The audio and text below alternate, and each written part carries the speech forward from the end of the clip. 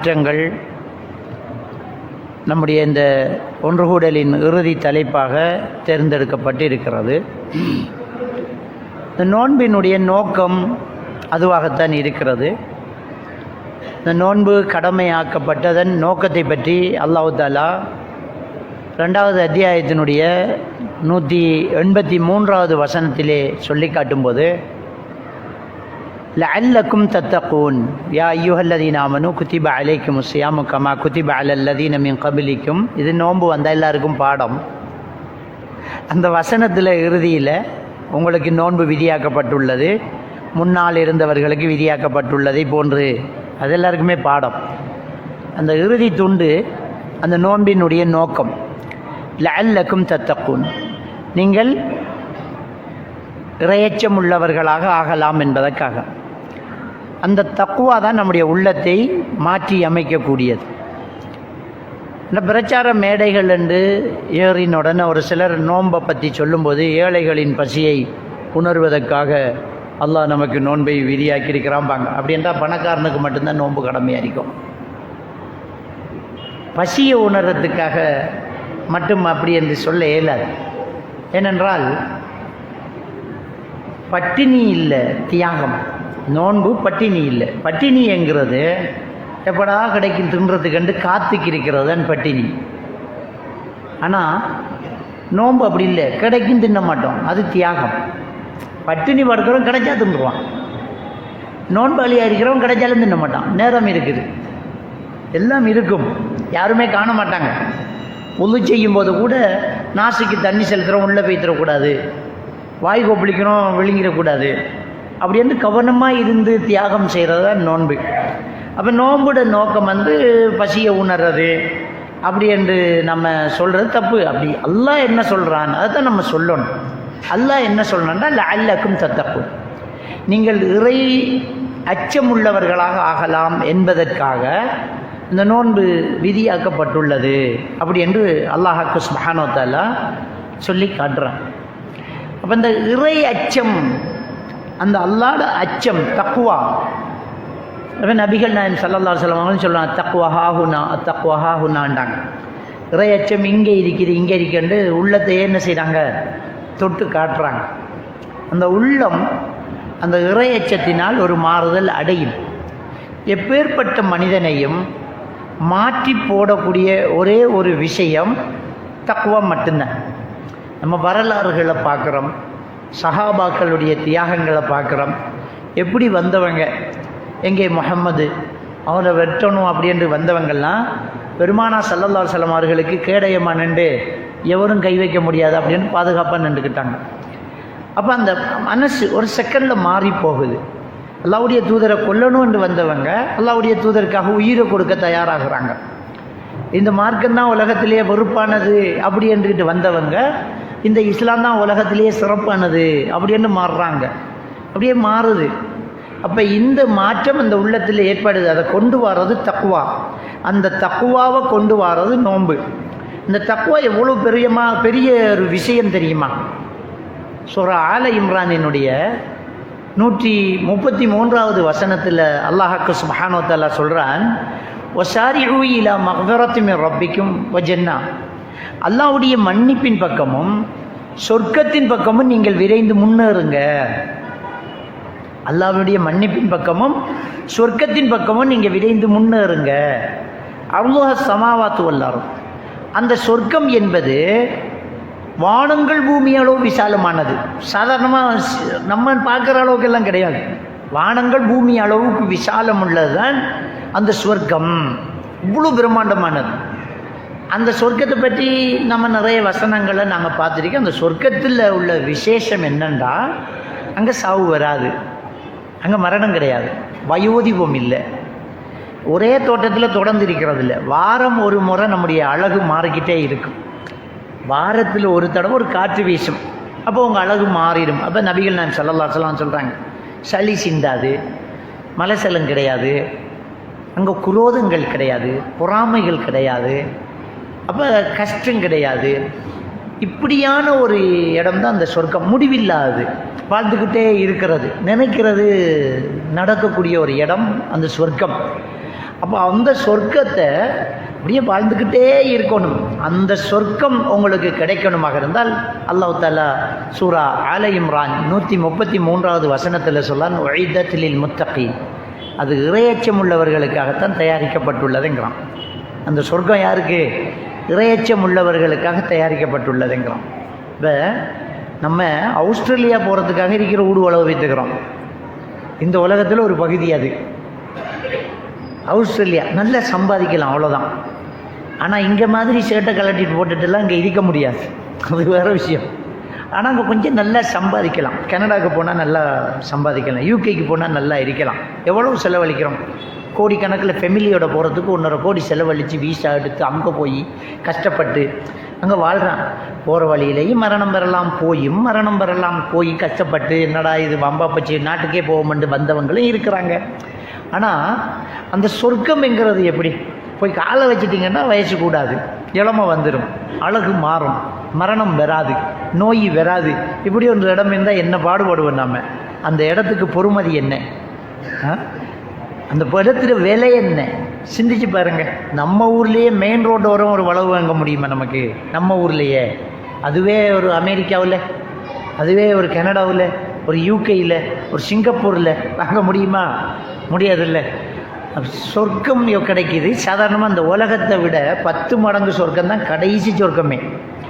அல்லாஹ் தஆலா அந்த சொர்க்கத்தில் ஆக கடைசி ஒரு ஆளுக்கு கொடுக்குற சொர்க்கத்தை பற்றி நபிகள் நாயகம் ஸல்லல்லாஹு அலைஹி வஸல்லம் சொல்கிறாங்க.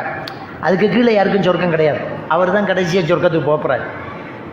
களிமா சொல்லிட்டாங்க. பாவத்துக்காக நரகத்தில் தண்டனை அனுபவிச்சுட்டு ஒரு காலத்தில் அவர் நரகத்திலேருந்து தவண்டு வெளியில் வந்து அல்லாஹ் அந்த ஜீவநீர் மாவுல் ஹயாத்தில் அப்படியே குளிக்க வச்சு அப்படியே செழிக்க வச்சு அப்படியே வெளியில் வர வச்சு அல்லாஹ் அவருக்கு சொல்லுவான், இது ஒதுக்குலு ஜன்னா, போப்பா சொர்க்கம் உனக்கு இருக்குது, அந்த இடத்துல போய்த்துரு அப்படின்றான். அவர் அப்படியே போய் எட்டி பார்ப்பார். வேணுமெண்டே அல்லாஹ் தஆலா அது ஹுய்யில இலஹி அன்னஹல் மலா, அந்த சொர்க்கத்தில் இடமே இல்லாத மாதிரி எல்லாம் அவருக்கு ஒரு அமைப்பை காட்டி விட்ருவான். இல்லையே, எல்லா இடமும் புக் ஆகிட்டே, ரப்பி வஜதுஹ மலா, யாழ்லா எல்லாமே ஃபுல்லாக இருக்குதே யாழ்லா அப்படின்வார். அல்லாஹ் தஆலா திரும்ப சொல்லுவான், இது ஒதுக்குலு ஜன்னா இருக்குப்பா போ அப்படியேம்மா. திரும்பவும் அவருக்கு அப்படி தான் அல்லாஹ் காட்டுவான். வேணுமெண்டே இப்படி 3 தடவை அவர் இல்லையே, இடம் இல்லையே யாழ்லா, எங்கே போக அப்படின்னு கேட்டது பிறகு அல்லாஹ்கிட்ட கேட்பான். அவர் எவ்வளோ கஷ்டத்துலேருந்து வந்திக்கிறாருன்னு பாருங்கள். நரகத்திலேருந்து வந்திக்கிறார். சொர்க்கம் கிடைக்குமான்னு அவரே நம்பியிருக்க மாட்டார். அவர் பெரிய நன்மைகள் செய்யவும் இல்லை, களிமா சொன்னது தான். வந்தவருக்கு சொர்க்கம் கிடைக்க போகுது. அந்த சொர்க்கம் எவ்வளோ பிரம்மாண்டமானது, எவ்வளவு மகத்துவம் வாய்ந்ததுங்கிறது தெரியும். அந்த சொர்க்கத்தில் உனக்கு எவ்வளோ இடம் தேவை? இந்த உலக அளவு இருந்தால் போதுமா அப்படின்னு கேட்டோன்னா அப்படியே வேறுத்து போட்டுருவான் அவன். என்னடா இப்படி வந்து நமக்கு உலக அளவுக்கு சொர்க்கம் தரங்கிறான் அல்லாஹ். போதும் ரப்பி அப்படின்னா நல்லா விட மாட்டேங்கிறான். இல்லை, லக்க மிதுலஹா உலக அஷரத்தும் அன்சாலியா, கடைசி இந்த உலகத்தை போல இன்னொரு மடங்கெடு 10 மடங்கு எடுத்துக்கொண்டுருவான். அந்த மனுஷன் நம்ப மாட்டேங்கிறான். அந்த மனுஷன் சொல்லுவான், யா அல்லாஹ் நான் உன்னுடைய அடிமை, நீ என்னுடைய எஜமான், கிண்டல் எல்லாம் பண்ணாத யா அல்லாஹ், சொர்க்கத்தை தாயா அல்லாஹ். அல்லாஹ் தஆலா இல்லைப்பா கிண்டல் இல்லை, உலகத்தை விட 10 மடங்கு சொர்க்கம் உனக்கு எடுத்துக்கோ அப்படின்ற. சாதாரணமானது அந்த சொர்க்கம். ஆக கடைசியாக கொடுக்குறவனுக்கே இந்த உலகத்தை விட 10 மடங்கு சொர்க்கம் என்றால் உயர்ந்த சொர்க்கங்கள், அமல் செஞ்சு கிடைக்கிற சொர்க்கங்கள், நம்ம கஷ்டப்பட்டு கிடைக்கிற சொர்க்கங்கள் எவ்வளவு இருக்கும். அந்த சொர்க்கத்தை அல்லாஹ் தஆலா யாருக்கு தயாரித்து வச்சுக்கிறான் அப்படின்னு சொன்னால், உஇத்தத் லில் முத்தகீன், இறையச்சம் உள்ளவர்களுக்காக தயாரித்து வைத்திருக்கிறேன் அப்படின்னு அல்லாஹ் சுப்ஹானஹு வ தஆலா நேரான் சூரா ஆல இம்ரானினுடைய 133வது வசனத்தில் சொல்லி காட்டுறான். இப்போ 134, 135வது வசனத்தில் அந்த இறையச்சம் உள்ளவங்க எப்படி இருப்பாங்கங்கிறான். அது ஒரு பெரிய பட்டியலை சொல்கிறான். இந்த ஒட்டுமொத்த இறையச்சத்தையும் ஒரே நோன்பு நமக்கு தந்துடுது. இந்த ஒரு நோன்பு நமக்கு என்ன செய்யுது? தந்துடுது. நமக்கு எவ்வளவோ கடமைகள் இருக்குது. இந்த நோன்பு மாதிரி ஒரு கடமையை கண்டுபிடிக்க முடியாது, நினைச்சு கூட பார்க்க முடியாது. அற்புதமான ஒன்று. அதனால தான் அல்லாஹ்வுடைய தூதர் ஸல்லல்லாஹு அலைஹி வஸல்லம் சொல்கிறாங்க, அல்லாஹ் தஆலா சொல்கிறான், எல்லா அமல்களுக்கும் கூலி வழங்கப்படும். அதுவும் அல்லாஹ் தான் கொடுக்குறான். அவன் தான் கொடுக்குறான். ஆனால் அல்லாஹ் என்ன சொல்லண்டா, நோன்பு எனக்குரியது, நானே அதுக்கு கூலி வழங்குறேங்கிறான் அல்லாஹ். நோன்பு எனக்குரியது, நானே அதுக்கு கூலி வழங்குறேங்கிறான். அப்போ மற்றதுக்கு வேறு ஒரு ஆள் கூலி கொடுக்குதா? அல்லாஹ் தான். அந்த சிறப்பிச்சு சொல்லும்போது அப்படி சொல்கிறது நம்முடைய வளமை. ஒரு பெரிய ஒரு முதலாளி, ரொம்ப வசதியானவர், அவருக்கு நிறைய பில்டிங்குகள் கட்டடங்கள் இருக்கும். அவர் இருக்கிறதுக்கு ஒரு விசேஷமாக ஒரு வீட்டை கட்டி இது நம்ம நம்ம பார்த்து பார்த்து கட்டினதுன்றார். அப்போ மற்றதை அவர் பார்த்து கட்டலையா? அதை கொஞ்சம் விசேஷமாக சொல்கிறதுக்கு அப்படி சொல்கிறது. விளங்கிட்டா? 4 பிள்ளை இருக்கும், அதில் செல்ல பிள்ளை ஓடியாந்த மாதிரி நான் ஏன் பிள்ளை இது அப்படின்றார். அப்போ மற்றதெல்லாம் யார் பிள்ளை? எல்லாருமே நம்ம பிள்ளை தான். அந்த கொஞ்சம் அன்பை கூட்டி காட்டும் போது என்னுடைய பிள்ளை அப்படின்றோம். அல்லாஹ் என்ன சொல்லண்டா, நோன்பு எனக்குரியது, அதுக்கு நானே கூலி கொடுக்குறேன்டா. என்ன அர்த்தம் தெரியுமா? அது எவ்வளோ கொடுக்குறேன்டே என்னால் சொல்ல முடியாது. நான் கொடுக்கும்போது கண்டுக்க அப்படி கொடுப்பேன். அதை சொல்லிட்டு அல்லாஹ் என்ன சொல்கிறான்னு சொன்னால், ஸல்லல்லாஹு அலைஹி வஸல்லம் அவங்க சொல்கிறாங்க, நோன்பாளியினுடைய வாயில் துர்வாடை வராமல் இருக்காது. ஏன்னா சாப்பிடாமல் இருக்கிறார் அவர். நம்ம சாப்பிடாமலே இருக்கிறோம், சுபகிலிருந்து மகரிப் வரைக்கும் சாப்பிடாம இருக்கிறோம். அப்போ கண்டிப்பாக நமக்கு ஒரு துர்வாடை வரும், கொஞ்சம் வாய் மணக்கும், அதை தவிர்க்க முடியாது. அல்லாஹ் சொல்கிறானா, ஒரு நோன்பாளியினுடைய வாயிலிருந்து வரக்கூடிய துர்வாடை கூட என்னிடத்தில் கஸ்தூரியை விட வாசமானதுங்கிறான். இது எதுக்கு சொல்கிற வார்த்தை தெரியுமா?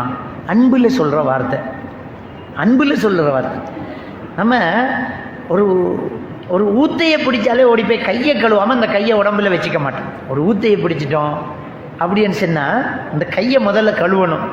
கழுவினத்துக்கு போகிறது தான் நம்மளோட உடம்புல ஷர்ட்டில் நம்ம திங்ஸில் அந்த கையை படுத்தோம் நம்ம. ஆனால் அந்த தகப்பனோ தாயோ சொந்த பிள்ளைக்கு டாய்லெட்டு கழுவி விடுவாங்க, அன்னுக்கு 1க்கு 2 கழுவி விடுவாங்க. மூக்கில் வாரத்தை அப்படியே எடுத்து தூக்கி வீசிட்டு எப்படி என்றுவாங்க, அருவருப்பாகவே தெரியாது. டாய்லெட்டை கழுவிட்டு சோப்பெல்லாம் போடுறதுல கழுவிட வர்றா செல்லாம் அப்படின்னு அந்த கையில் நம்ம டாய்லெட்டு கழுவிருக்கமேங்கிற எண்ணமே வராது. ஏன்னா அந்த பாசம், எந்த பாசம். இந்த ஹாஸ்பிட்டலில் வேலை செய்யக்கூடியவங்க அங்கே இருக்கக்கூடிய ஒரு பர்சனை, ஒரு நோயாளியை பார்க்கணும் தொடணும் அப்படின்னா க்ளவுஸை போட்டிக்குவோம், மாஸ்கை கட்டிக்குவோம். க்ளவுஸ் போட்டு மெதுவாக அப்படி எடுத்து அதை துப்புரவு பண்ணி யூரின் பட்டையை மாற்றோம்னா க்ளவுஸ் போடணும். நம்ம வாப்பாவுக்கு சோம்பலாம் போச்சு, நம்ம பிள்ளைக்கு சோம்பலாம் போச்சு, க்ளவுஸாக போடுவோம். நம்ம மாஸ்க்கு கட்டுவோம்மா, கையாலேயே எடுத்து துப்புரவு பண்ணிவிட்டு கணக்கே இல்லாமல் இருப்போம். அன்புக்கு முன்னாடி அருவருப்பு கூட அழகானது தான். அந்த அன்பு இருந்துட்டா அருவருப்பு கூட அழகானது தான். அது அல்லாஹ் என்ன சொல்கிறான்டா, நோன்பாளி வாயில் துருவாட வெறுமில்லை, அது எனக்கு கணக்கு இல்லைன்னு சொல்லலை, அதெல்லாம் ஒன்றும் பிரச்சனை இல்லைன்னு சொல்லலை. கஸ்தூரியை விட எனக்கு வாசமானது. அந்த நாட்டம் எனக்கு அப்படியே வாசமாக மாறுது. அன்பு அது அவ்வளவு நேசிக்கிறான் அல்லாஹ். அப்போ ஒரு நோன்பாளியை அல்லாஹ் அப்படி நேசிக்கிறான். அந்த அளவுக்கு சிறப்புள்ள ஒரு வணக்கம் இந்த நோன்பு. இருக்காதா பின்ன? இந்த நோன்பு இறையச்சத்தை நமக்கு தருது. இந்த இறையச்சத்துக்கு என்னெல்லாம் பண்ணணும், இந்த இறையச்சம் இருக்கிறவங்க எப்படிப்பட்டவங்க, அந்த இறையச்சம் உள்ளவர்களுக்கான கூலிகள் என்ன அப்படிங்கிறத அந்த ஆல இம்ரானினுடைய 134, 135 வசனங்கள் அந்த இறையச்சம் எப்படி இருக்கும் அப்படிங்கிறத சொல்லி தருது. அதுக்கு முன்னாடி நாங்கள் பார்க்கலாம், சூரத்துல் பக்ராவில் 281 வசனத்தில் அல்லாஹ் தஆலா சொல்கிறான், வத்தகு யௌமன் துர்ஜஊன ஃபீஹி இலல்லாஹ். நீங்கள் அல்லாஹ்விடம் திரும்பி போகக்கூடிய அந்த நாளை நீங்கள் பயந்து கொள்ளுங்கள்ங்கிறான். அதில் நீங்கள் இறையச்சத்தை எடுத்துக்கோங்க, அந்த நாளை பயந்துக்கோங்க. நீங்கள் அல்லாஹ்விட திரும்பி போக போகிறீங்க. இது கண்டிப்பாக எல்லாருக்குமே வரும். நமக்குள்ள கொள்கைகள் வேறுபாடுகள், சில சில வித்தியாசங்கள், சண்டைகள், சச்சரவுகள், அந்த பாட்டி இந்த பாட்டி என்று சொல்கிறதெல்லாம் இருக்கும். எந்த பாட்டியும் மறுமையில் அந்த மஷரில் போய் நிற்கணுங்கிறதுல முரண்பாடு கிடையாது. அதெல்லாம் கிடையாது, யாருமே மறுக்கிறது இல்லை. அங்கே போத்தான் வேணும், நம்ம எல்லாருமே போய் தான் ஆகணும். அத்வைதம் பேசுகிறவன் இருக்கிறான், சூபித்துவம் பேசுகிறவன் இருக்கிறான், தௌஹீது பேசுகிறவன் இருக்கிறான், குர்ஆன் மட்டும் போதுமென்றவன் இருக்கிறான். ஆனால் எல்லாருமே அந்த மறுமையில் போய் நிற்கணுங்கிறதுல மாற்றுக்கிறது கிடையாது. அப்போ அல்லாஹ் தஆலா சூரத்துல் பக்ராவில் 281 வசனத்தில் சொல்கிறான், வத்தகு யௌமன் துர்ஜஊன ஃபீஹி இலல்லாஹ். அல்லாவிடம் நீங்கள் மீண்டு வரக்கூடிய அந்த நாளை நீங்கள் பயந்து நடந்து கொள்ளுங்கள். சும்ம துவஃபா குல்லு நஃப்ஸின் மா கஸபத். அந்த நாளில் பிறகு நீங்கள் சம்பாதித்ததெல்லாம் திருப்தியாக முழுமையாக சரியாக உங்களுக்கு கூலி கொடுக்கப்படுவீர்கள். என்ன செஞ்சாலும் அது கிடைக்கும். பாவம் செஞ்சுட்டு வரீங்களா, அதை அள்ளி கட்ட போகிறீங்க. நன்மை செஞ்சுட்டு வரீங்களா, கிடைக்க போகுது. என்னெல்லாம் நீங்கள் சம்பாதிச்சிங்களோ அதுவெல்லாம் அந்த நாளில் கிடைக்கும். அந்த நாளில் நீங்கள் எல்லாரும் அல்லாஹ்கிட்ட வர போகிறீங்க. அந்த நாளை பயந்து கொள்ளுங்க அப்படி என்று அல்லாஹ் சுப்ஹானஹு வ தஆலா சொல்லிட்டு கடைசியாக சொல்கிறான், வஹும் லா யுலமூன், அவர்கள் அநீதி விளைவிக்கப்பட மாட்டார்கள் அப்படிங்கிறான். அங்கே அநீதி விளைவிக்கப்பட மாட்டார், அநியாயம் பண்ண மாட்டான். அல்லாஹ் செஞ்சது கிடைக்கும். அப்போ நம்ம என்ன செய்கிறோங்கிறத நம்ம இந்த உலகத்தில் தீர்மானிக்கணும். எல்லாரும் அந்த நாளையில் அல்லாஹ்க்கு முன்னால் நிற்போம்ங்கிறது கன்ஃபார்ம், அதில் மாற்று கருத்து இல்லை. அதோடு சேர்த்து அடுத்த விஷயத்தை என்ன சொல்கிறான் தெரியுமா, நாம் செஞ்சதுக்கெல்லாம் கடைசி அந்த நாளையில் கூலி கொடுக்கப்படும். அநீதி நடக்காது, அநீதி நடக்காது, செஞ்சால் கிடைக்கும். அப்போ தப்பு செஞ்சுட்டு போனால், தவறு செஞ்சுட்டு போனால் அங்கே அதையும் அனுபவிக்க வேண்டி வரும். நன்மை செஞ்சுட்டு போனால் நம்மளே மறந்துருப்போம், அல்லாஹ் தந்துடுவான் தூக்கி. கடுகளவு நன்மை செய்தாலும் கண்டுகொள்வார். உமையாமல் மிஸ்கால தர்றத்தின் ஹைரையரா, கடுகளவு நன்மை செய்து கொண்டாலும் அவர் என்ன செய்வார், அதை கண்டுகொள்வார். அப்போ கண்டிப்பாக அது கிடைக்கும். அந்த நாளுக்கு வர போகிறீங்க, அந்த நாளை பயந்து கொள்ளுங்க அப்படி என்று சொல்லி அல்லாஹ் சுப்ஹானஹு வ தஆலா சொல்லி காட்டுறதை நாங்கள் பார்க்கலாம். அதே மாதிரியாக ஆல இம்ரானினுடைய 15வது வசனத்தில் அல்லாஹ் தஆலா சொல்லி காட்டுறான், குல் உனப்பியுக்கும் பி கைரும் மின் ஸாலிக்கும். அல்லாஹ் தஆலா என்ன சொல்றான்டா, இதை விட சிறந்த ஒன்றை நான் உங்களுக்கு சொல்லட்டுமா? வேறொரு விஷயத்தை அல்லாஹ் சொல்லிட்டு, இதை விட ஒரு சிறப்பான ஒரு சான்ஸ் இருக்குது, ஒரு விஷயம் இருக்குது, அதை நான் உங்களுக்கு அறிவித்து தரட்டுமா அப்படி என்று சொல்லிட்டு அல்லாஹ் தஆலா சொல்றான், லில்லதீன தகவ் இன்த ரப்பிஹிம் ஜன்னாத். இறையச்சத்தோடு வாழ்ந்தார்களே அவர்களுக்கு அவர்களுடைய இரட்சகனிடத்தில் சுவன தோட்டங்கள் உண்டு, சுவனங்கள் உண்டு, தோட்டங்கள் உண்டு. அதுவும் சாதாரணமானதில்லை. தஜ்ரீ மின் தஹ்திஹல் அன்ஹார். அந்த சுவன தோட்டத்தின் அடியே, அதனுடைய கீழே நீரூற்றுக்கள் ஓடிக்கொண்டிருக்கும். பழகிட்டா, நீரூற்றுக்கள் அப்படியே ஓடிக்கொண்டிருக்கக்கூடிய தோட்டம். அது போயிட்டு வர்றதில்லை. ஹாலிதீன ஃபீஹா, நிரந்தரமாக அதில் தான் நிற்க போகிறாங்க. இதை விட சிறந்தது என்ன தெரியுமா, இறையச்சம் உள்ளவர்களுக்கு அவர்களுடைய இறைவனிடத்தில் சுவன தோட்டங்கள் உண்டு. அதன் அடியே ஆறுகள், நீரூற்றுக்கள் ஓடிக்கொண்டிருக்கிறது. ஹாலிதீன ஃபீஹா, அதிலே அவர்கள் நிரந்தரமாக இருப்பார்கள். அஸ்வாஜும் முத்தஹரா, பரிசுத்தமான துணைவன் துணைவி அவர்களுக்கு கிடைக்கும். பெண்களுக்கு பரிசுத்தமான துணைவர்கள் கிடைப்பார்கள், ஆண்களுக்கு பரிசுத்தமான துணைவிகள் கிடைப்பார்கள். அது ஊர்லி பெண்களாக இருக்கலாம், அல்லது இந்த உலகத்திலே நம்ம வாழ்ந்த மனைவிமார்களாக இருக்கலாம். ஏதோ பரிசுத்தமான துணைகள் அவர்களுக்கு என்ன செய்யும், கிடைக்கும். வரிதுவானும் மினல்லாஹ், அல்லாவின் புறத்திலிருந்து பொருத்தமும் கிடைக்கும். அல்லாஹ் பொருந்திக் கொள்வது கிடைக்கும், அது ஆகப்பெரியது சொர்க்கவாதிகளுக்கு. அல்லாஹ்வுடைய திருப்பொருத்தம் கிடைக்கும். வல்லாஹு பஸீரும் பில் இபாத், அல்லாஹ் அடியார்களை நன்கு பார்த்து கொண்டு தான் இருக்கிறான். அல்லாஹ் எல்லாத்தையும் பார்த்துக்கிட்டு தான் இருக்கிறான். அடியார்கள் யார் யார், இந்த அடியான் என்ன செய்கிறான் அப்படிங்கிறத அவர்களுக்கு அல்லாஹ் பார்த்துக்கிட்டே இருக்கிறான் அப்படிங்கிறான். அப்போ இறையச்சத்தோடு நம்ம வாழ்ந்துட்டோம்னா அந்த சொர்க்கம் கிடைக்கும். அந்த சொர்க்கத்துக்கு அடியே ஊற்றுக்கள், நீர் ஊற்றுக்கள் ஓடிக்கிட்டு இருக்குது. நிரந்தரமாக வேற இருப்பீங்க. பரிசுத்தமான துணைவன் துணைவி உங்களுக்கு கிடைக்கும். அல்லாஹ் உங்களை நன்கு பார்த்து கொண்டிருக்கிறான். அந்த இறையச்சம் உள்ளவர்கள் யாரு? அந்த நோன்பு பயிற்சி தந்து நம்மளை உருவாக்குதே அந்த இறையச்சம் உள்ளவர்கள் யாரு? 16வது வசனத்தில் சொல்லி காட்டுறான் ஆல இம்ரானுடைய. இப்போ 133வது 4வது வசனத்தில் அந்த இறையச்சம் உள்ளவர்களை பற்றி சொல்ல போகிறோம். அதை நம்ம பார்க்க போகிறோம்.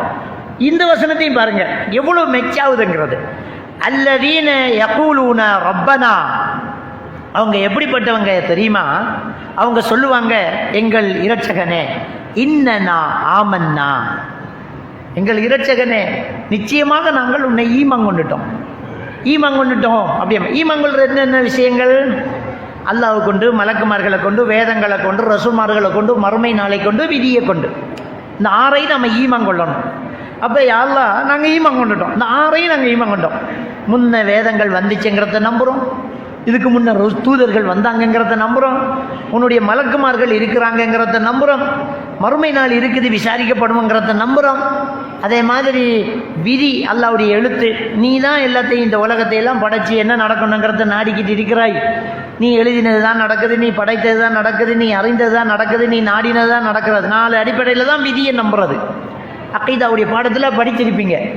விதியை 4 திசையிலையும் நம்ம நம்பணும். ஒன்று அல்லாஹ் நாடினது, இன்னொன்று அல்லாஹ் படைச்சது, இன்னொன்று அல்லாஹ் அறிந்தது. விளங்கிட்டா? அப்போ அல்லாஹ் நாடினது, அல்லாஹ் அறிஞ்சது, அல்லாஹ் படைத்தது, இப்படியாக அல்லாஹ் 4 அடிப்படையில் நம்மளை என்ன செய்யலாம்? அல்லாஹ் அறிந்தது. அப்போ இந்த அடிப்படையில் அல்லாஹ் எழுதினது, அல்லாஹ் நாடினது, அல்லாஹ் படைச்சது, அல்லாஹ் அறிந்தது.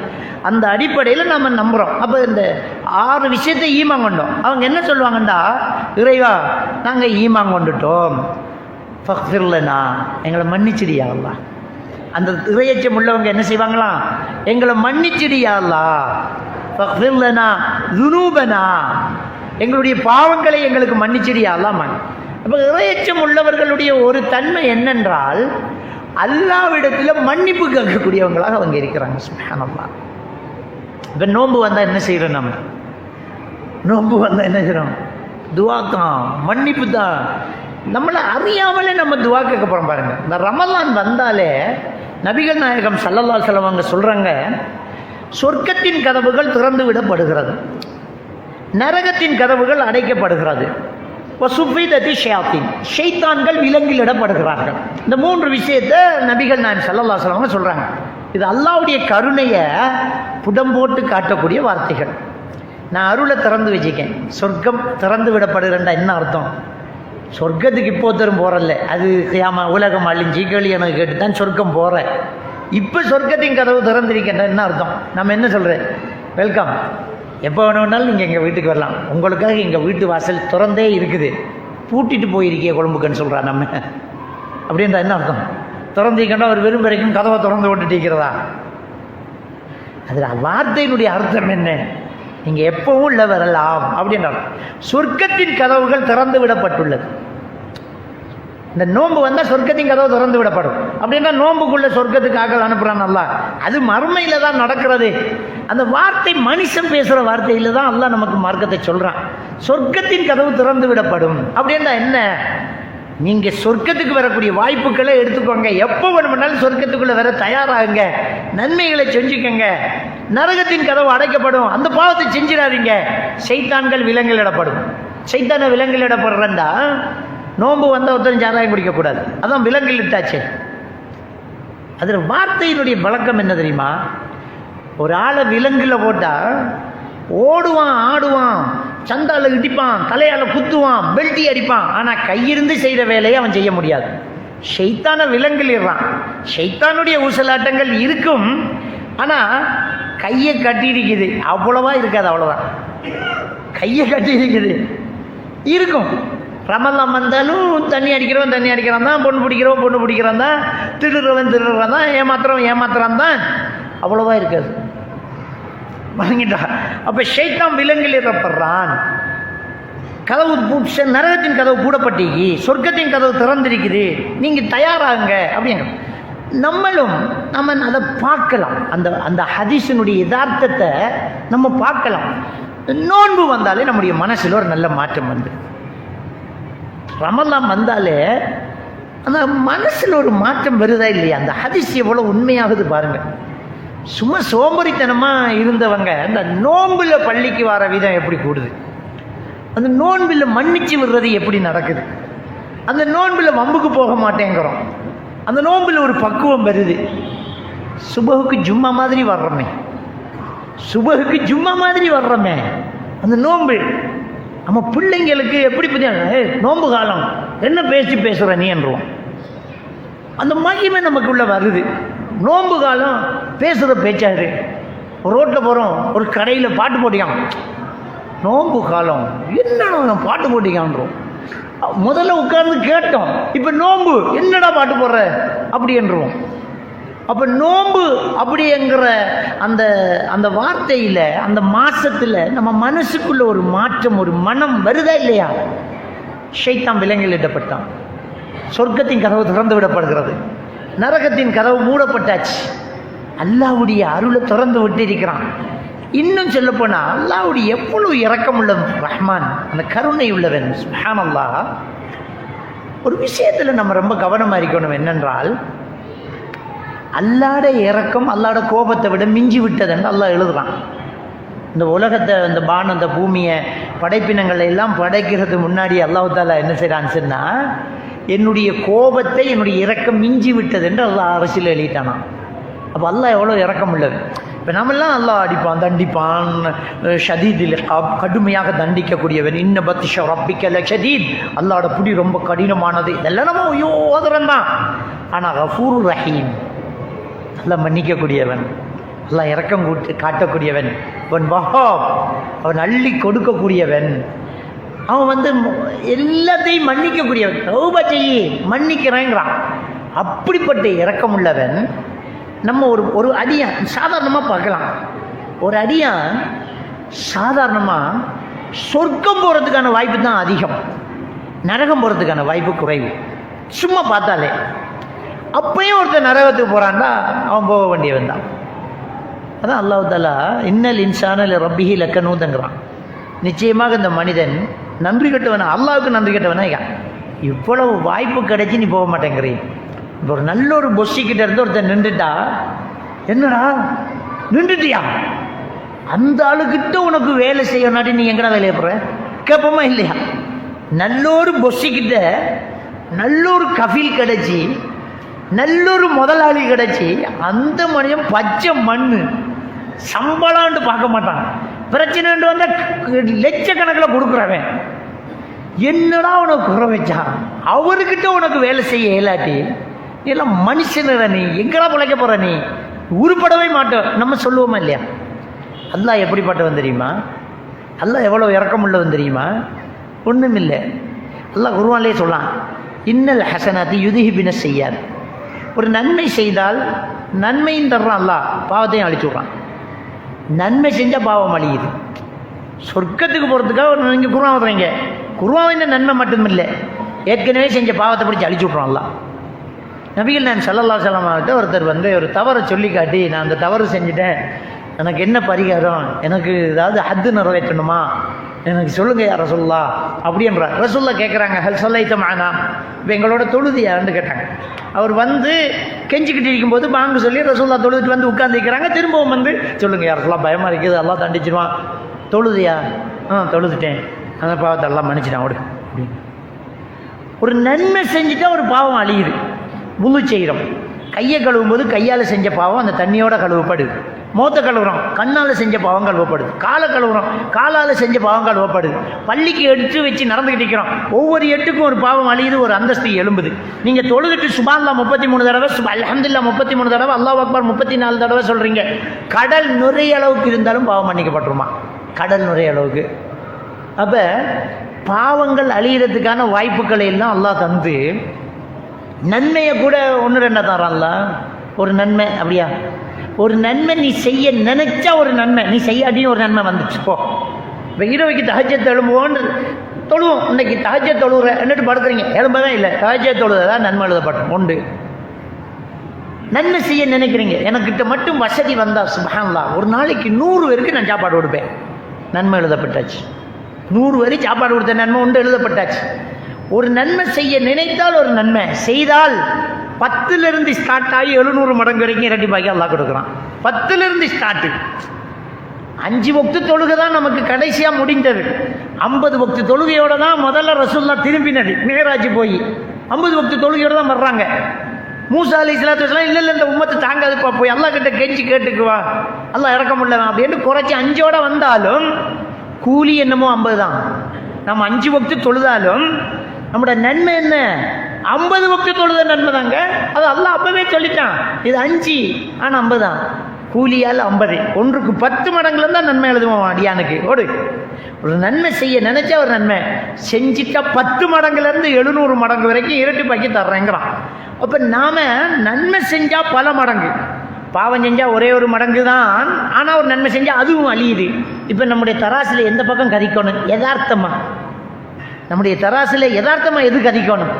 நன்மை தானே கதிக்கணும். ஏன்னா பாவத்துக்கு 1, நன்மைக்கு 10, 10லேருந்து 700, இன்னும் 10, 100, 500, 600, 700 நம்முடைய ஈமான பொறுத்து கூட இருக்கும். அதையும் விட அல்லாஹ் நாடினா கூட்டுவான். அப்போ நன்மை செய்கிறது அப்படியே கூட்டிக்கிட்டு போகுது. பாவம் செய்யும்போது அது ஒன்று தான் இருக்குது. அந்த ஒன்று இங்கே குறைய போகுது. ஏன்னா இங்கே நன்மை ஒன்று எழுதக்கூட இங்கே ஒன்று அழியுது, இங்கே உது செய்கிற இங்கே அழியுது, இந்த திக்கர் செய்கிற அழியுது, தர்மம் செய்கிற அழியுது, பிள்ளை குட்டிகளோட இறக்கம் காட்டுற அழியுது. அது கூட நன்மை தான். இப்போ நன்மை செய்யறா உது செஞ்சுட்டு முசல்லாவில் இருக்கிறவன்னு மட்டும் சொல்லாதீங்க. தபஸ்ஸுமு கபி வஜிஹி அஹீக சதகத்துன்னு இருக்க. ரோட்டில் போகும்போது ஒருத்தர் முன்னுக்கு வராரு, ஒரு புன்னகை, உனக்கு நன்மை எழுதப்படுது. சுப்ஹானல்லாஹ். ஒரு புன்னகைக்கு நன்மை. உன் மனைவியின் வாயில் ஒரு கவள உணவை ஊட்டிவிடு, அது கூட தர்மம் என்று ஸல்லல்லாஹு அலைஹி வஸல்லம் அவர்கள் சொன்னார்களே. பொண்டாட்டிக்கு ஊட்டி விடுறது நம்ம குடும்ப பாசத்துக்கு தான். அதுக்கு அல்லாஹ் நன்மையை தரான். பொண்டாட்டியோட நல்லா நடக்கிற நீ நன்மை, பிள்ளைகளோட நல்லா இருக்கிற நன்மை, குடும்பத்தை நல்லா பார்த்துக்கிற நன்மை, ரோட்டில் வரவன்ட்டு நல்லா சலான் சொல்லிட்ட நன்மை, முன்னுக்கு வந்தால பார்த்து சிரிச்சிட்ட நீ நன்மை, ஒரு பறவைக்கு சாப்பாடு கொடுத்துட்ட நன்மை, நீ வீட்டில் வளர்க்குற மீனுக்கு நீ தீன் போட்ட நன்மை. எப்படியெல்லாம் அல்லாஹ் நன்மையை தரான். அப்போ நன்மைகள் கூடுது, பாவங்கள் அழியுது, குறையுது. இது மட்டுமில்லை அல்லாஹ்வோட கருணை, இது மட்டுமில்லை அல்லாஹ்வோட கருணை. இடையில ஒரு மாதத்தை தாரான், ரமலான் மாதம். அல்ஹம்துலில்லாஹ். இன்னொரு 10-12 நாள் கிடைக்க போது நான் இருக்க போகிறனோ நீங்கள் இருக்க போகிறீங்களோ தெரியல. நம்ம அல்லாஹ் கிட்ட துவா கேட்கணும் அந்த மாதத்தை அடைகிறதுக்கு. இந்த மாதம் பெறப்போகுது. அந்த மாதத்தில் கிடைக்கிற பாக்கியம், அதில் தார நன்மை அல்லாஹ் பல மடங்காக இரட்டிப்பாக்கி அல்லாஹ் கொடுக்குறான். செய்ய செய்ய பலதாக கொடுக்குறான், அள்ளி கொடுக்குறான். அதில் அவ்வளோ பெரிய பாக்கியத்தை வச்சிருக்கிறான். அது மட்டும் இல்லை, அந்த மாதத்தில் ஒரு இரவு வேற இருக்குது. அது லைலத்துல் கத்ர் இரவாங்கிறாங்க. கடைசி 10 ஒற்றை இரவில் எதிர்வாருங்கன்னு ரசூலுல்லாஹி ஸல்லல்லாஹு அலைஹி வஸல்லம் சொல்கிறாங்க. அல்லாஹ் குர்ஆனில் சொன்னான், லைலத்துல் கத்ர் கைரு மின் அல்ஃபி ஷஹர்.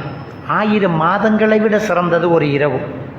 இரவு பாதி நாள், இரவு பாதி நாள். அதில் சிறப்பு 1000 மாதத்தை விட அதிகம், 1000 மாதத்தை விட அதிகம். நம்ம உசுரோடி இருந்தாலே 1000 மாதம் அமல் செய்வோமான்றது தெரியாது நம்மளோட ஆயுசுக்கு, வணங்கிட்டா. ஆனால் ஒரே ஒரு இரவு நம்ம செய்த அமல்ல கூலி மட்டும் எப்படி பல மடங்காக வருது தெரியுமா? 1, 10, 200, 300, 700, 800 எல்லாம் கிடையாது. 1000 மாதத்துக்கு சமன், அதை விட்டு அதிகம்தான். அதுக்கு உள்ளே இல்லை, மேலே தான். கைரும் மின் அல்ஃபி ஷஹர், அதை விட மட்ட 1000ன்னு சொல்லல அல்லாஹ், அதுக்கு மேலே. அது எத்தனை ஆயிரம் வருதுன்னு தெரியல. ஆனால் மினிமம் 1000 மாதம், மினிமம் 1000 மாதம். இப்படி நன்மையை தரக்கூடிய இந்த ரமலான் வருஷ வாய்ஸில் ஒரு தடவை வந்தாலே சொர்க்கம் போகிறதுக்கு முடியும். எத்தனை ரமலானை சந்திச்சிருப்பேன் நம்ம லைஃப்லேயே. ஒரு ரமலான் காணும் நம்மளை சொர்க்கத்துக்கு கிளப்பி விட்டுரும், நம்மளோட பாவத்தை அழிச்சு விட்டுரும். ஆனால் எவ்வளவு மாதத்தை நம்ம சந்திக்கிறோம், எத்தனை வருஷம் நம்ம மாதம் அடைகிறோம். அவ்வளோ பெரிய சான்ஸ் அல்லாஹ் தாரான். அப்படி இரக்கமுள்ள ரஹ்மான் அல்லாஹ். அந்த அல்லாஹ் கிட்ட இருந்து சொர்க்கம் வாங்க தெரியாட்டி என்ன கேவலம். இந்த அல்லாஹ்க்கு அடியானா இருந்துக்கிட்டு இந்த சான்ஸையும் பயன்படுத்த இயலாட்டி என்ன மனுஷன்? அப்போ இன்னல் இன்சானில் ரப்பி இலக்கணர். நரகத்து போகிறவன் பாவி தானே, அவன் துரோகி தானே, நன்றி கெட்டவன் தானே. இது பயன்படுத்த தெரியாதா? இப்படி எல்லாம் மன்னிக்கிறாங்கிற மன்னிப்பு கேட்க தெரியும். கையேந்திட்டு போவோம், உனக்கு என்ன இப்போ? அப்போ இந்த ரமலான் மாதம் வந்துட்டு அதை நம்ம எதிர்நோக்கிட்டு இருக்கிறோம், எப்படி பயன்படுத்தலாம் சிந்திச்சு பாருங்க. அப்போ இந்த இறையச்சத்தை பற்றி சொல்லி, அந்த இறையச்சம் உள்ளவர்களுக்கு இந்த சொர்க்கம் இருக்கிறது அப்படின்னு சொல்லிட்டு, அந்த இறையச்சம் உள்ளவங்க என்ன சொல்லுவாங்களாம்? ரப்பனா இன்னனா ஆமன்னா ஃபக்ஃபிர்லனா துனூபனா, நாங்கள் ஈமான் கொண்டுட்டோம் ரப்பே, எங்களோட பாவங்களை மன்னிச்சிடுங்கன்னு கேட்பாங்க. கேட்கறதுல என்ன பிரச்சனை நமக்கு? என்னப்பா வார்த்தை ஒன்று போகுது இல்லை, என்ன ஒன்று கஷ்டம் வந்துருப்ப பேர் திருமா, காலு கைக்க பிடிச்சிருமா, உனக்கு தலையை அப்படியே விட்டுச்சுமா, ஒன்றுமில்லையே. ஒரு வார்த்தை கேளு, ரப்பனா ஆமன்னா ஃபக்ஃபிர்லனா துனூபனா அப்படி கேட்பாங்க. ஒகீனா அஸாபன்னார், யா அல்லாஹ் நரக வேதனையிலிருந்து எங்களை காப்பாத்திடியா அல்லாஹ் என்று கேட்பாங்க. இறையச்சம் உள்ளவங்க பாவங்களை மன்னிச்சிடு, நரகத்திலிருந்து காப்பாத்திடு அப்படி என்று கேட்பாங்க. அந்த இறையச்சம் உள்ளவங்க எப்படி இருப்பாங்க? 17வது வசனத்தில் சொல்றான். ஆல இம்ரான் 17வது வசனத்தில் சொல்றான், அஸ்ஸாபிரீன், பொறுமையாளர்களாக அவர்கள் இருப்பார்கள். இறையச்சம் உள்ளவங்க தக்வாசாலி எப்படி இருப்பாங்க? பொறுமை அவங்கள்ட்ட இருக்கும் இல்லையா? நோன்பு முதல்ல அதுதானே சொல்லி தருது. பொறுமை, பசிக்கும் பொறுமை, தண்ணி விடாய்க்கும் பொறுமை, கோபம் பெறும் பொறுமை, ஆசை வெறும் பொறுமை இருக்குதா இல்லையா? பொறுமை வருதா இல்லையா? அப்போ இந்த இறையச்சம் அல்லக்கும் தத்தக்கும், இந்த நோன்பு உங்களை இறையச்சம் உள்ளவர்களாக ஆக்கலாம் என்பதற்கு தான் கடமையாக்கப்பட்டுள்ளது என்று அல்லாஹ் சொல்றானே. ஆக்குதா இல்லையா? நம்மளுக்கு பொறுமையை பயிற்சி ஆக்குதா இல்லையா? அவங்க எப்படிப்பட்டவங்க? அஸ்ஸாபிரீன், அவங்க பொறுமையாளர்களாக இருப்பார்கள். அந்த இறையச்சம் உள்ளவங்கள்ட்ட பொறுமை வரும். அப்போ பொறுமை வருது, கோபத்தை கொப்பளிக்க மாட்டாங்க, தன்னை கண்ட்ரோல் பண்ணிக்குவாங்க, நிதானம் தவற மாட்டாங்க, பொறுமை அவங்கள்ட்ட இருக்கும். இது அத்தனையுமே அது பயிற்சி தருது. சொந்த மனைவி தான் இருப்பா, ஆசையும் இருக்கும், ஆனால் பொறுமையாக இருப்பாங்க. அப்போ இந்த பொறுமை அடுத்த மனைவியில் வருமா? சொந்த மனைவியே தொட்டு பார்க்காதவன் இன்னொரு பெண்ணை எடுத்து பார்ப்பானா? வீட்டில் இருக்கிற ஹலாலான சொந்த சாப்பாடையே திங்காதவன் அடுத்தவன் சொத்துக்கு ஆசைப்படுவானா? அடுத்தவனை சுரண்டுவானா? இல்லை. அப்போ அவர் பொறுமை வந்துடுவான். அஸ்ஸாபிரீன், அவர் பொறுமையாளியாக இருப்பார். ஒஸ்ஸாதிகீன், உண்மையாளர்களாக அவங்க இருப்பாங்க. நோன்பு வந்தாலே பொய் சொல்ல மாட்டேங்கிறோம். சும்மாவே விட்டு அடிச்சுக்கிட்டு ஆகுன்னு போகிற நமக்கு இந்த நோன்பு வந்தோன்னு நோன்பை வச்சுக்கிட்டு வாயில் பொய் பேசக்கூடாது, உண்மையை தான் பேசணும். வியாபாரிகள் நேர்மையாக இருந்துருவாங்க. அது நாங்கள் எவ்வளோ கெடுத்தவங்க உங்களுக்கு தேவையில்லை, 2000 ரூபா கடைசி விலை அப்படின்னா. முதல்ல அப்படி இல்லை, 980 ரூபாய்க்கு வேணும் வாப்பா, 2000 ரூபாய்க்கு ஆரம்பம், 1000 ரூபாய்க்கு ஆரம்பிடுவான், 20 ரூபா தான் லாபம்பான், 200 ரூபா வச்சிருப்பான். அந்த பொய் வந்துடும். நோன்பு வரும்போது பயம் வந்துடும். அஸ்ஸாதிகீன், அவனை இந்த நோன்பு அப்படியே பய காட்டும். அப்போ உரையச்சம் உள்ளவர்களை இந்த நோன்பு உருவாக்குது. அந்த நோன்பு உருவாக்கினவர்கள் எப்பவுமே பொறுமையாளர்கள், எப்பவுமே உண்மையாளர்கள், பொய் பேச மாட்டாங்க, உண்மையாளர்கள், வாக்கு மீற மாட்டாங்க, சொன்ன வார்த்தையை காப்பாற்றுவாங்க. ஈமான் கொண்டுட்டு அல்லாஹ் கிட்ட வாக்கு கொடுத்துட்டா சரியாத்தான் இருப்பாங்க. அஸ்ஸாபிரி வஸ்ஸாதிகீன். அடுத்தது என்ன? ஒல் கானிதீன், வணக்க வழிபாடுகளில் உறுதியாக நிற்கக்கூடியவர்களாக இருப்பார்கள். கானிதீன், வணங்கக்கூடியவர்களாக, வணக்க இபாதத்துக்களை ஈடுபடக்கூடியவர்களாக இருப்பாங்க. நோன்புல இருக்கிற அந்த உற்சாகம் மற்ற நாளையில் வருமா இல்லையா? இறையச்சம் உள்ளவனா ஆக்கிட்டுன்னா வந்துடும். 2 ரக்காத்து எப்போ முடியும்னு காத்திக்கிறோம். நம்ம 11 ரக்காத்து 12 மணிக்கு ஷவர் வரைக்கும் தொழுகிறோமே நோன்புல. டயர்டு வருதா? என்ன மௌலவி, நேற்று கொஞ்சம் நல்லா நீட்டி தொழுதிங்கண்டே கொஞ்சம் சோட்டாக்கிட்டு நீட்டுக்க, இன்னும் கொஞ்சம் நிற்கணும், நல்லா நிற்கணும். இந்த பள்ளியை விட அந்த பள்ளியில் அந்த மாதிரி கராத் கொஞ்சம் உள்ளச்சம் இருக்குது, அங்கே போய்த்துருவோம். தேடுறான், தேத்தனிக்கு ஓடல, கஞ்சிக்கு ஓடல, தொழுகைக்காக ஓடுறோம். நல்லா நின்று வணங்குறோம், அழ பார்க்குறோம், துவா கேட்குறோம். ருக்குவை கொஞ்சம் நீட்டும் போது சந்தோஷம், கிடந்ததெல்லாம் துவா கேட்போம். ருக்குவில் நம்ம கேட்டுக்குவோம், அல்லாஹ்வை இன்னும் திக்ர் செய்வோம். வருதா இல்லையா? அப்போ அந்த இறையச்சம் உள்ளவர்களுடைய தன்மையை இந்த ஆல இம்ரானினுடைய 14வது வசனம், கானிதீன் ஒல் கானிதீன், வணக்கத்தில் ஈடுபடக்கூடியவர்களாக அவர்கள் இருப்பார்கள். அடுத்தது என்ன? ஒல் முன்ஃபிகீன், அவர்கள் எப்படிப்பட்டவர்கள்? தர்மம் செய்யக்கூடியவர்களாக இருப்பார்கள், அள்ளி கொடுக்கக்கூடியவர்களாக இருப்பார்கள், செலவு செய்யக்கூடியவர்களாக இருப்பார்கள். சக்காத்தை கொடுப்பாங்க, சதக்காவை கொடுப்பாங்க, வீட்டை கவனிப்பாங்க, மனைவி மக்களுக்கு கொடுப்பாங்க. அப்போ அந்த கஞ்சத்தனம் இருக்காது. அல்லாவுக்காக வேண்டி கையை விரித்து தர்மம் செய்யக்கூடியவர்களாக இருப்பாங்க. அது இந்த நோன்பு காட்டுது. நோன்பில் ஒருத்தருக்கு கறியை வேண்டி கொடுக்கறது, நோன்பில் ஒரு ஈச்சம்பழத்தை கொடுக்கறது, நோன்பில் ஒரு இஃப்தார் ஏற்பாடு செய்கிறது, நோன்பில் ஒரு பள்ளிக்கு காணிக்க போகிறது, நோன்பில் ஒரு ஏழைக்கு உதவி செய்யணுங்கிறது, நோன்பில் ஏதாவது தர்மம் செய்யணுங்கிறது, நோன்பில் பள்ளிக்கு மதரசாக்கு கொடுக்கறது, இவ்வளோ மகிழ்ச்சியான செய்தியாக நம்மக்கிட்ட கொண்டு வரோம். உண்மையிலே அந்த சுகம், அந்த சுவை வேறு எங்கேயுமே இருக்காது. இயல்பில் மனிதன் பணத்தின் மீது பற்று கொண்டவன். அதனால தான் ரூபாய்க்கு 1.5 மணித்தேலமாக சண்டை பிடிச்சி நிற்கிறோம்.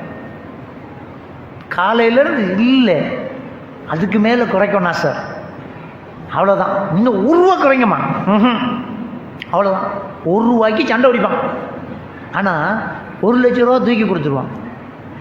பணத்தில் பற்றுள்ளவன் திருப்பி கொடுக்குறான் என்றால் என்ன அர்த்தம்?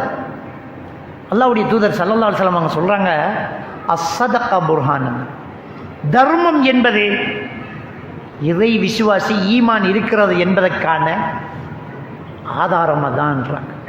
அஸ்ஸதகத்து புர்ஹானன், தர்மம் என்பது ஆதாரம் என்றாங்க. என்னத்துக்கு ஆதாரம்? அல்லாஹ் பயந்துட்டான்றதுக்கு ஆதாரம். ஏன்னா எதுக்கு அவன் கொடுக்கணும்?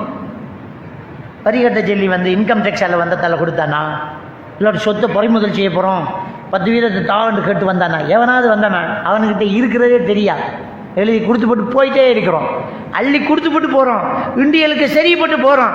யாருக்காக கொடுக்கும்? 1 ரூபாய்க்கு சண்டை பிடிச்ச நாம 1000 ரூபாவை தூக்கி கொடுக்குறோம் என்றால் ஈமான் இருக்கிறது என்பதற்கு அடையாளமே இந்த தர்மம் தான். அல்லாஹ்வுடைய தூதர் ஸல்லல்லாஹு அலைஹி வஸல்லம் சொல்றார். அதை இந்த நோன்பு கொண்டாந்து வைக்கும்.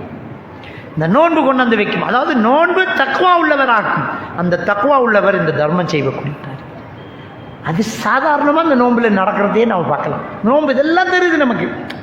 நோன்பு என்னன்னா அப்படியே இன்னும் சகர் செய்கிறது, இஃப்தார் செய்கிறது மட்டுமில்லை, இந்த பண்பெல்லாம் அப்படியே கொண்டு வந்து வச்சிரும். பழகிட்டா ஒல் முன்ஃபிகீன், அந்த இறையச்சம் உள்ளவங்க எப்படி இருப்பாங்க? அவங்க தர்மம் செய்யக்கூடியவர்களாக இருப்பாங்க. அடுத்தது என்ன? ஒல் முஸ்தக்ஃபிரீன பில் அஸ்ஹார், சஹர் நேரங்களில். எப்படி சொல்றாங்க? அந்த இறையச்சம் உள்ளவங்க எப்படிப்பட்டவங்க? சஹர் நேரங்களில் பாவ மன்னிப்பு தேடக்கூடியவர்களாக அவர்கள் இருப்பார்கள். இப்போ நோன்பு வந்தால் தான் நமக்கு சஹர் என்ற சொல்லு பாடம். அல்லாஹ் குர்ஆன்ல எல்லா நாளும் இந்த சஹர் இருக்கின்றான். பில் அஸ்ஹார் என்றால் என்ன? இரவின் கடைசி பகுதிகளில் எழும்பி தஹஜ்ஜத் தொழுவோம். மற்ற நாளில் இல்லை. நோன்பு காலங்களில் சஹருக்கு சாப்பிட்றதுக்கு எழும்புவோம். எழும்புறதோட ஒரு என்ன நம்ம வித்துரை வச்சுக்கிட்டு தொழுவோம், அல்லது துவா செய்வோம், அல்லாஹ் கிட்ட கேட்போம். அல்லாஹ் தஆலா இந்த இறையச்சம் உள்ளவர்களுடைய தன்மையை சொல்லும்போது இந்த விஷயத்தை சொல்றான். வல் முஸ்தக்ஃபிரீன பில் அஸ்ஹார், சஹர் நேரங்களில் அவர்கள் அல்லாஹ்விடம் மன்னிப்பு கேட்கக்கூடியவர்களாக இருப்பார்கள். இதுக்கு வேற மனசு வரும் அல்லாஹ் கிட்ட மன்னிப்பு கேட்கறதுக்கு. அல்லாஹ் மன்னிச்சுக்கையா அல்லாஹ் அப்படி என்று கேட்கணும். அப்போ பாருங்க, இந்த வசனத்தில் தொடக்கமும் அல்லாஹ் கிட்ட மன்னிப்பு கேட்கறதெல்லாம் வந்துச்சு. இறையச்சம் உள்ளவர்கள் எப்படிப்பட்டவங்க? அல்லதீன யகூலூன ரப்பனா இன்னனா ஆமன்னா ஃபக்ஃபிர் லனா துனூபனா, அதான் மன்னிப்பு. அல்லாஹ் நான் உன்னை ஈமான் கொண்டேன், அல்லாஹ் ஈமான் கொண்டுட்டோம், எங்களோட பாவங்களை எல்லாம் மன்னிச்சிடியா அல்லாஹ் என்று துவா கேட்பாங்க. தக்வாசாரிகள் துவா கேட்பாங்க. வக்கீனா அதாபன்னார், நரகத்திலிருந்து எங்களை காப்பாற்றியா அல்லாஹ் என்று துவா கேட்பாங்க. அதுக்கு பிறகு பொறுமையை பற்றி சொல்கிறான். அதுக்கு பிறகு உண்மையை பற்றி சொல்கிறான், உண்மையாளர்களாக இருப்பாங்கங்கிறான். அதுக்கு பிறகு வணக்கத்தில் நிற்பாங்க, வணக்கத்தை தொடர்ந்து செய்வாங்கங்கிறான். அதுக்கு பிறகு அல்லாஹ் தஆலா தர்மம் செய்வாங்கங்கிறான். அதுக்கு பிறகு திரும்பவும் மறுபடி அவங்க சஹர் நேரங்களில் அல்லாஹ்விடம் மன்னிப்பு கேட்பாங்க. மொத்தமாகவே எப்போவுமே ரப்பனா ஆமன்னா ஃபக்ஃபிர் லனா துனூபனா வகீனா அஸாபன்னார் சொல்லுவாங்க. குறிப்பாக சஹர் நேரத்தில் அல்லாஹ் கிட்ட மன்னிப்பு கேட்டுக்குவாங்க. அப்படிங்கிற விஷயத்தை ஆல இம்ரானினுடைய இந்த வசனம் என்ன செய்து சொல்லி காட்டுறதை நாங்கள் பார்க்கலாம். இப்போ நாம் அது ஆல இம்ரானுடைய 15, 16, 14வது வசனத்தை பார்த்தோம். இப்போ அப்படியே திரும்பி வருவோம். ஆல இம்ரானினுடைய 133வது வசனம் பார்த்தோம் இல்லை? சொர்க்கம் என்பது இறையச்சம் உள்ளவர்களுக்காக தயாரிக்கப்பட்டுள்ளது அப்படின்னு. இதே விஷயத்தை தான் இங்கே அல்லாஹ் வேற மாதிரி சொல்கிறான். என்ன சொல்கிறான்னு சொன்னால், அவங்க எப்படிப்பட்டவர்கள், அந்த சொர்க்கவாதிகள் எப்படிப்பட்டவர்கள் என்று சொன்னால், அல்லதீன யுன்ஃபிகூன ஃபிஸ்ஸர்ராஇ வத்தர்ரா, அந்த இறையச்சம் உள்ளவர்கள், அந்த சொர்க்கவாதிகள், அந்த சொர்க்கம் யாருக்கு தான்? உஇத்தத்தில் முத்தகீன், இறையச்சம் உள்ளவர்களுக்காகத்தான் இந்த சொர்க்கம் என்ன செய்யப்பட்டீங்க? தயாரிக்கப்பட்டுள்ளதுங்கிறான். அந்த இறையச்சம் உள்ளவர்கள் எப்படிப்பட்டவங்க? ஈமான் கொண்டுட்டோம், மன்னிச்சுக்கையா அல்லாஹ், நரகத்திலிருந்து பாதுகாப்பு தாயா அல்லாம்பாங்க, பொறுமையாளர்களாக உண்மையாளர்களாக இருப்பாங்க, நின்று வணங்குறவங்களாக இருப்பாங்க, தர்மம் செய்கிறவங்களாக இருப்பாங்க, அல்லாஹ்கிட்ட சஹரில் பிரார்த்தனை செஞ்சு அல்லாஹ்கிட்ட பாவம் பண்ணி போகிறவராக இருப்பாங்கன்னு அங்கே 15, 16, 17வது வசனத்தில் சொல்கிறான். இங்கே 134வது வசனத்தில் அல்லாஹ் தஆலா சொல்கிறான், அல்லதீன யுன்ஃபிகூன ஃபிஸ்ஸர்ராஇ வத்தர்ரா. அவங்க சொர்க்கவாதிகள் எப்படி இருப்பாங்க தெரியுமா? அந்த தக்வா பயிற்றுவிக்கப்பட்டவங்க. நோன்பு தக்வாவை தந்து நம்மளை உருவாக்கி விட்டுட்டா நம்ம எப்படி இருக்க போகிறோம் அப்படின்னு சொன்னால், அவங்க கஷ்டத்திலையும் செழிப்பிலையும் தர்மம் செய்வார்கள். அதாவது இங்கே தர்மம் செய்யறதுக்கு காசு பணம் இருக்கணுங்கிறது இல்லை. கஷ்டமாக இருக்கும்போது அதுக்குள்ளே கொடுத்துருவாங்க. அது பொறுமதி அல்லாஹ் கிட்ட 10 ரூபா போடுவான்.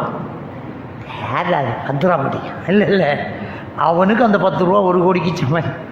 அவன் நிலைமையில் 10 ரூபா தந்திக்காம பாரு. ஒழுங்கான சாப்பாடு இல்லாமல் வந்திக்காமன். நாளைக்கு எதுவும் அரிசி இல்லாமல் தான் அவன் வந்திருக்கிறான். கொடுக்கணுங்கிறதுக்கு அவன் இருக்கிற 10 ரூபாவை தூக்கி போட்டுட்டு போயிருக்கான். அல்லாஹ் அவனுக்கு அவ்வளோ பெரிய கூலியை கொடுக்குறான், அவ்வளோ பெரிய பாக்கியத்தை கொடுக்குறான். அல்லாஹ் நம்பர் பார்க்கறது இல்லை, அல்லாஹ் மனசை பார்க்குறான். எவ்வளோ கொடுத்த இல்லை, நிலைமையில் நீ எவ்வளோ கொடுத்த அதான் பார்க்குறான். அல்லாஹ் கோடி கோடியாக கொட்டி கொடுக்குறவன் பெரிய வசதிக்காரனாக இருந்தால் ஒன்றுமில்லாமல் கிள்ளி கொடுக்குறவன் தான் பெரியவனாக இருப்பான். இவன் நிலைமைக்கு இதை கொடுத்திக்க பாருங்க. அப்போ அல்லாஹ் தஆலா என்ன சொல்கிறான்னு சொன்னால், அல்லதீன யுன்ஃபிகூன ஃபிஸ்ஸர்ராஇ வத்தர்ராங்கிறான். இந்த வசனத்துக்கு தஃசீருடைய அறிஞர்கள் என்ன சொல்கிறாங்கன்னா, பழமையாக வசதி இருக்கும்போது ஒருத்தன் தொடர்ந்து தர்மம் செஞ்சுக்கிட்டு இருக்கிறான். திடீர்னு அவனுக்கு ஒரு கஷ்ட காலம் வந்துச்சு. இப்போ அவன் குறைச்சி கொடுக்கறதுக்கு வெக்கப்பட மாட்டானா. இப்போ பள்ளிக்கு சந்தா கொடுக்குறோம், 5000 ரூபா கொடுத்துக்கிட்டு இருக்கிறாரு. இந்த மாதம் செட்டியான இறுகள் 100 ரூபா தான் கொடுக்கறதுக்கு அவரால் 100 ரூபா கொடுத்தா என்ன நினைப்பான்? நான் எப்படி பெரிய பொஸ்ஸு அப்படின்னு நினைக்க மாட்டான், வெக்கப்படவே மாட்டார், போட்டுட்டே இருப்பார். இதானா அதனுடைய விளக்கமாண்டு தஃசீருடைய அறிஞர்கள் சொல்கிறாங்க. அப்போ யதார்த்தமாக இந்த தக்வா நமக்கு கொடுக்கக்கூடிய பழக்கத்தை நமக்கு என்ன செய்யுது, கொண்டு வருது. அடுத்த வசனம், அடுத்த பண்பு என்ன வருதுண்டா, அங்கே என்ன சொல்லிச்சு? 17வது ஆல இம்ரான் 17வது வசனம், அஸ்ஸாபிரீன். முதலாவதே அதான், அஸ்ஸாபிரீன் பொறுமையாளர்கள், தக்வா உள்ளவர்கள் பொறுமையாளர்கள். இங்கே 137வது வசனம் 134வது வசனத்தில் என்ன சொல்கிறான் தெரியுமா? அல்லாஹ் ஒல் காலிமீனல் கைல், கோபத்தை மெண்டு விழுங்கிடுவாங்க, கோபத்தை தின்றுவாங்களாம். கோபத்தை அடக்கிறேன்ற வார்த்தை எப்படி அல்லாஹ் சொல்கிறான்டா, உள்ளேருந்து வர்றது தானே கோபம், அதை திரும்ப அமைக்கி விட்டுருவாங்க. கோபத்தை அடக்குவாங்கங்கிறது அல்லாஹ் கோபத்தை மென்றுருவாங்க.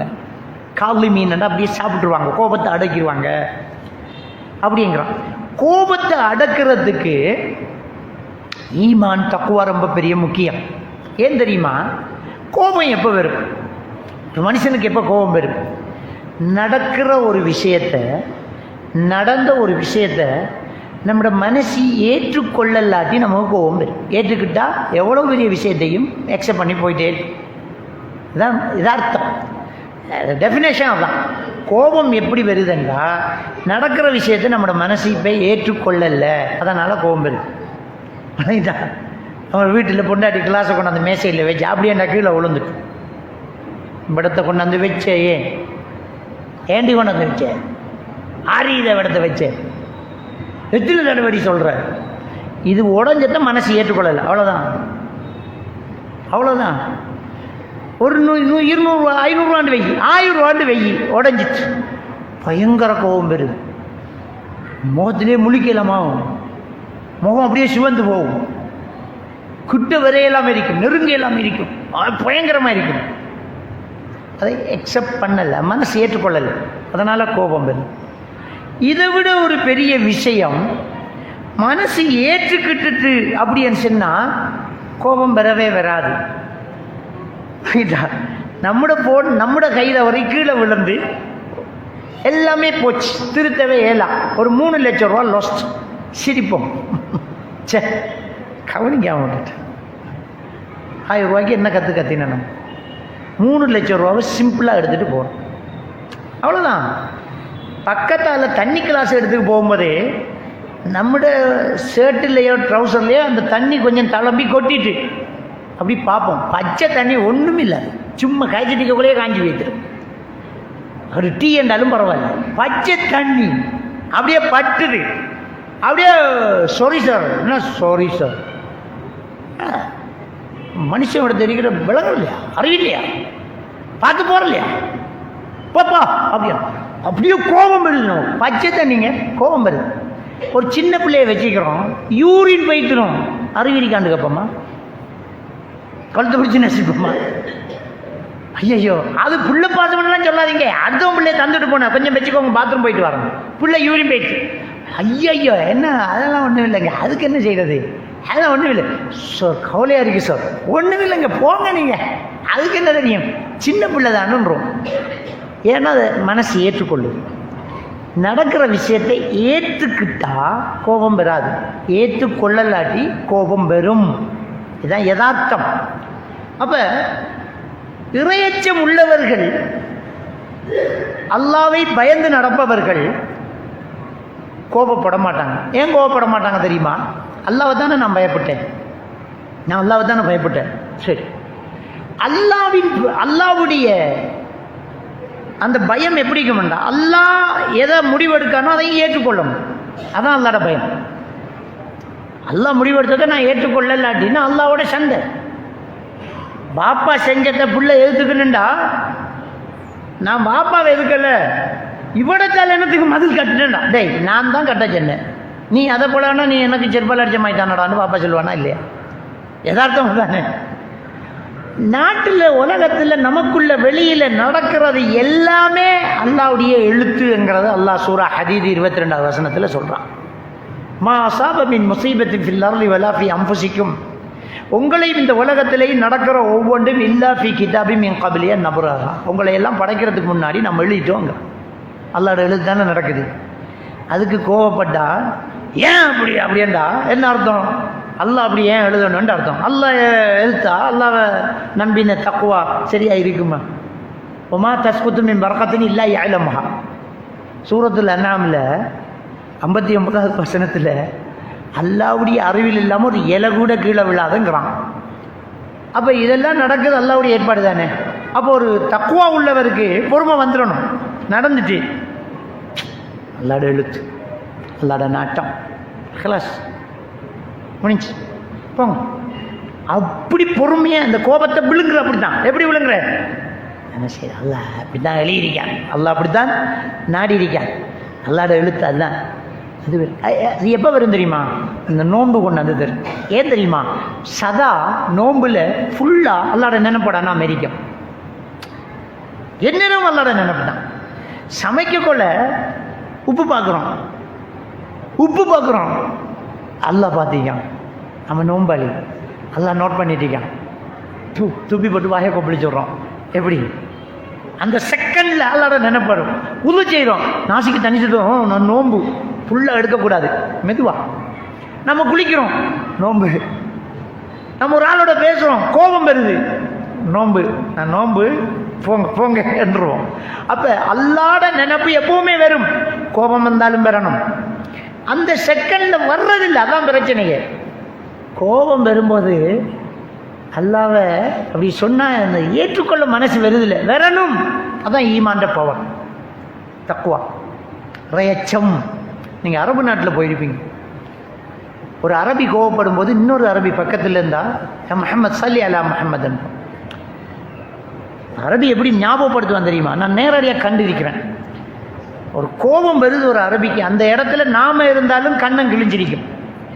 அவன் கோபம் வந்து அப்படி எழும்புறான், பக்கத்தில் இருக்கிறவன் சல்லி அலா நபி கண்டான், சல்லி அலா நபி முஹம்மது நபி மீது ஸலவாத்து சொல்ல அப்படின்னா, அவன் கோபத்தை அடக்கிறதுக்கு அந்த ஒரு வார்த்தையை சொல்கிறான், சல்லி அலா நபிக்கு.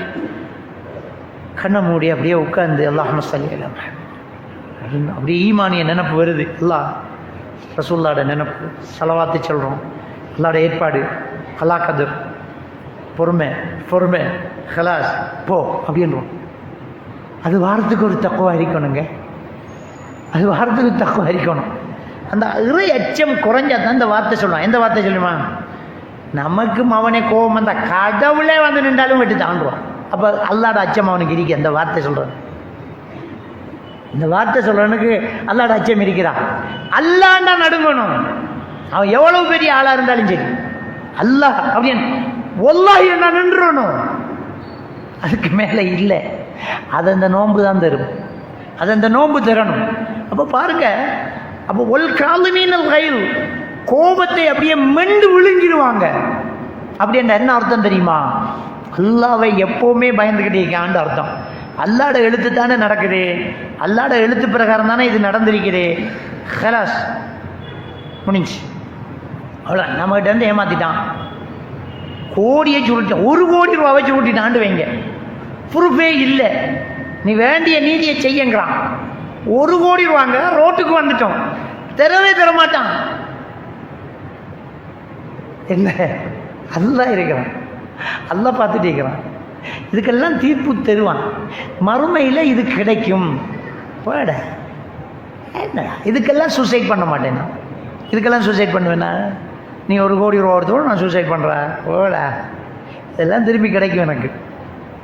ஸ்ரீலங்காவில் ஒரு சிங்கள பகுதியில் 5000 ரூபா காசு ஒரு ஐயா மாற்றிட்டார். கடையில் சாமான் வாங்குறாரு. அவன் 500 ரூபாய்க்கு மிச்சம் கொடுத்திருக்கான். இவர் பார்க்காம போய் பார்த்துட்டாரு, 500 ரூபாய்க்கு தான் மிச்சம், திரும்பி வந்துட்டார். அண்மையில் நடந்த சம்பவம். அந்த கடையில் போய் கேட்குறாரு, தம்பி நீங்கள் 5000 ரூபாய்க்கு சில்லறை, நான் 5000 ரூபா தந்தேன், நீங்கள் 500 ரூபாய்க்கு தான் சில்லறை தந்தேன். கடைக்காரன் சொன்னால் இல்லை, நான் 5000 ரூபாய்க்கு தான் தந்தேன்றான். கெஞ்சி பார்த்தான். அவனுக்கு அந்த 5000 ரூபா ஒரு 15-20 நாளையே செலவுக்கு தேவையானது. சூசைட் பண்ணாங்க. 5000 ரூபாவில் 500 ரூபாய்க்கு மிச்சம் வந்தால் 4500 ரூபா தான் அவனுக்கு லோஸ்ட்டு. சூசைட் பண்ணிட்டான்.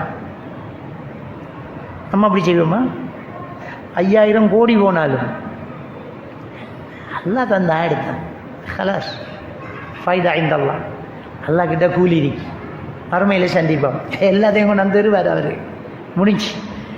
1,00,000 பேர் 1,00,000 பேர் யாழ்ப்பாணத்திலிருந்து 91ஆம் ஆண்டு அகதியாக ஓடி வர்றாங்க. 200 ரூபா காசை மட்டும் கொடுத்துட்டு மற்றதெல்லாம் பிடுங்குறான். காதில் கழுத்துலையும் இல்லை. எல்லாரும் நடுத்தருக்கு வந்துட்டாங்க. போட்ட உடுப்பு, போட்ட செருப்பு, எவனும் சூசைட் பண்ணலை. காரணம் தக்குவா. காரணம் தக்குவா. அல்லாஹ் நம்பியிருக்க, நம்ம அல்லாஹ் தருவான். எல்லாரும் நல்லா தான் இருக்கும். இதை நோன்பு தரும். இந்த நோம்பு கொஞ்சம் இன்னும் அதிகமாக தரும். அப்போ ஒல் காலிமீனல் கைல், கோபத்தை அடக்க தெரியும் இந்த நோன்பாளிகளுக்கு. அந்த நோன்பு பிடிச்சி எடுத்த பயிற்சி மற்ற 11 மாதம் நமக்கு வேலை செய்யும். அந்த அந்த இடம் தான் அந்த நோன்பு. அப்போ மனித உள்ளங்களை பண்படுத்தக்கூடியது நோன்புங்கிற அந்த தலைப்பு எவ்வளவு யதார்த்தமான விஷயம் அப்படிங்கிறத தொடர்ந்து பாருங்கள். அந்த குர்ஆன் வசனத்தில் அல்லாஹ் தஆலா தொடர்ந்து சொல்கிறான், ஒல் காலிமீனல் கைல் ஒல் ஆஃபீன அனின் நாஸ். அவங்க எப்படிப்பட்டவங்க? கோபத்தை மட்டும் அடக்கிறது இல்லை. கோபம் ஏன் வருது? அடுத்து வஞ்சர் அநியாயத்தாலனா கோபம் வருது. ஒல் ஆஃபீன அனின் நாஸ், மனிதர்களை அப்படியே மன்னிச்சு விட்டுருவாங்க. இப்போ இது வரும், இது வரணும். அப்படியே வச்சுக்கிட்டு பார்த்துக்கிருந்து பாஞ்சு குரல் வலையை அப்படியே கதிக்கிறது இல்லை. மன்னிச்சிட்டப்போ ஹலாஸ். இதை செய்வாங்க, மன்னிப்பாங்க. எவ்வளவு பெரிய அநியாயம் செஞ்சவனையும் மன்னிச்சு விட்டுருவாங்க. நபிகள் நாயகம் ஸல்லல்லாஹு அலைஹி வஸல்லம் அவங்க சொல்கிறாங்க, அல் பாதியு பிஸ்ஸலாம் பரியு மினல் கிப்ர். சலாம் சொல்லி தொடங்குபவன் பெருமையற்றவன் அப்படிங்கிறாங்க. 2 பேருக்குள்ள நமக்குள்ள பிரச்சனை. நீயா நானா, அண்ணன் தம்பி தான், சின்னப்பா பெரியப்பா தான், சாச்சா மகனும் தான், பாப்பா மகன் தான், தாத்தாவும் தம்பியும் தான். பிழை ஒன்றும் இல்லை, பிழை ஒன்றும் இல்லை. நீ தான் இப்படி கதைச்ச, நீ தான் இப்படி சொத்தை சுருட்டினே. அவ வரட்டும், நமக்கு கோபம் இல்லை. அவ வந்தா இனி நாம போடுறாங்க. இஸ்லாம் அப்படி சொல்லலை.